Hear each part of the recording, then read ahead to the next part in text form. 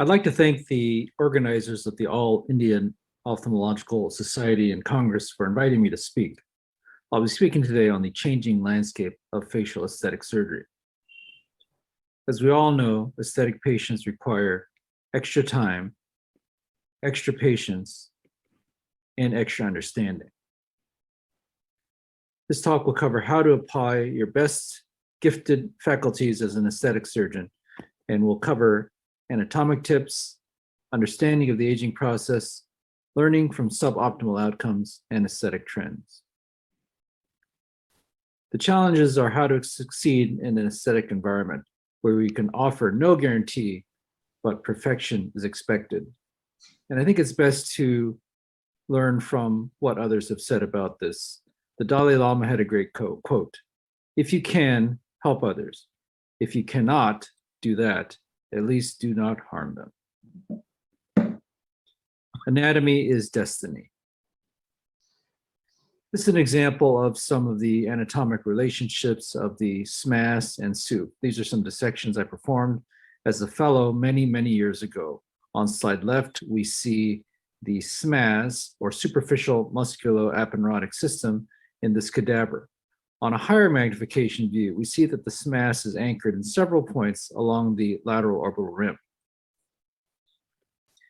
This continues down along the inferior orbital rim and is characteristically known as the orbitomalar ligament.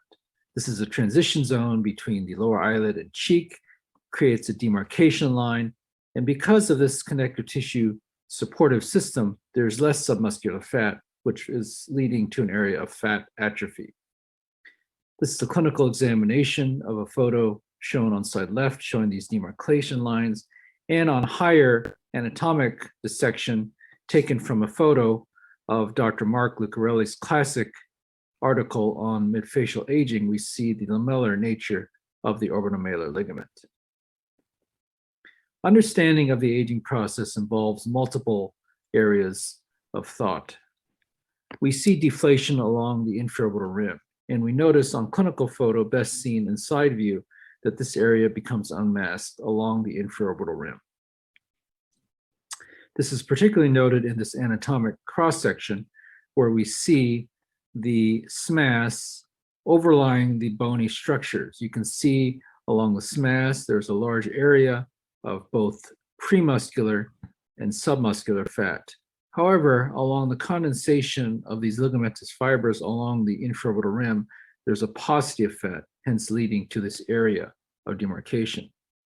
This is best clinically seen in the overlay photo of this patient on slide left, showing the three very classic periorbital demarcation lines. First, we have the lower eyelid crease, which forms at the junction of the lower eyelid retractors and the inferior tarsal border. Next, we have the orbitomalar ligament forming along the infraorbital rim. And finally, we have the zygomatic cutaneous ligaments with the condensation of fibers where the supportive midfacial structures are noted. An interesting study was performed by Alan Wolk, presented at the ASOPers meeting about a decade ago. It's well known that Val Lambros has studied facial landmarks and concluded that the primary facial aging change was deflation. We also know that studies by PESA have shown that there have been some loss of bony structure with bony retrusion as part of midfacial aging. Alan Wolk's study showed that gravity was still a cause of aging. What he did was he took 50 subjects and compared photos from 10 to 15 years prior, looked at and had masked observers look at both upright and supine photos, and found that the supine position recreated images of youth. This is a photo taken from Alan's study. On slide left A, the patient is upright. On slide B, you can see the patient is now in the supine position with restoration of volume with really no surgical procedure formed other than just laying the patient flat. The conclusion was that gravity does create a very significant note in terms of facial aging, and that it was not all deflation. And we think about what Gandhi said, honest disagreement is often a good sign of progress. Upper lip flat fat is another area where we notice very distinct changes. This is a patient in her 90s. You can see there's striking loss of the superior preaponeurotic fat pad with relative preservation of the nasal fat pad. And this is a pattern that is commonly seen in aging. Again, very deep central sulcus, followed by a fairly preserved nasal fat pad. We designed a simple study with grading of fat pads in this preaponeurotic area. You can see fat pads are graded on a scale of 0 to 3, 0 being the most hollow, 3 being the most full. We also graded the nasal fat pad, 0 being the least amount of nasal fat pad, up to a grade of 3, which is very prominent. And then we plotted patients over a decade of life. So we took the average score as patients progress from the 20s to 30s, all the way up to the 8th decade of life. You'll notice that the preaponeurotic grade of the fat in blue declined as patients got older. And the red shaded area had a relative increase as patients got older.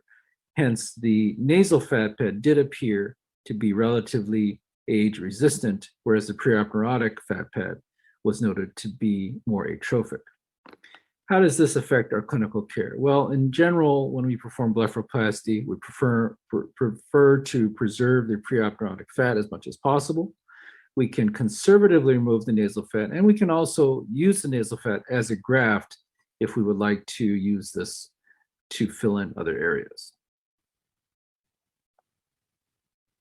Suboptimal results are typically something that most physicians and patients may see if they are venturing into cosmetic surgery.